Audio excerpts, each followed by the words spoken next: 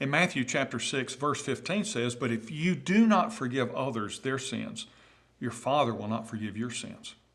Stephen Olford recounts the story of Peter Miller, a Baptist preacher during the American Revolution in Epaphrata, Pennsylvania, and a friend of General George Washington.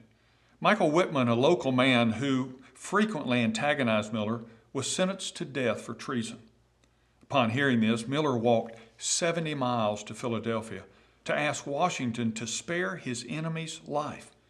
Initially, Washington refused, but when Miller clarified that Whitman was his enemy, not his friend, Washington was impressed by Miller's compassion, and he granted the pardon. Miller and Whitman returned to Epaphrata as friends rather than enemies. And in Matthew 6:15, Jesus gives us a crucial warning about forgiveness. He says, "But if you do not forgive others their trespasses, neither will your Father forgive your trespasses." This exception clause emphasizes the spiritual danger of harboring resentment. When we hold grudges, we not only hinder our relationships with those we've wronged or who've wronged us, we also fracture our relationship with God. A person that's consumed by bitterness may let it define them, refusing to let go of the hurt and the pain.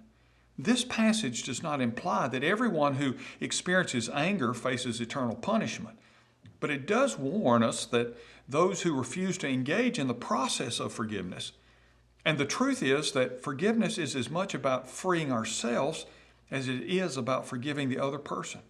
Now, forgiveness doesn't necessarily mean rekindling friendships. Rather, it's about experiencing the freedom that Christ offers. By surrendering resentment to God, you see, we actually open ourselves up to spiritual growth and the abundant life that He desires for us. So I want to encourage you today to forgive. I'm Ray Jones, and that's another heart truth for your day.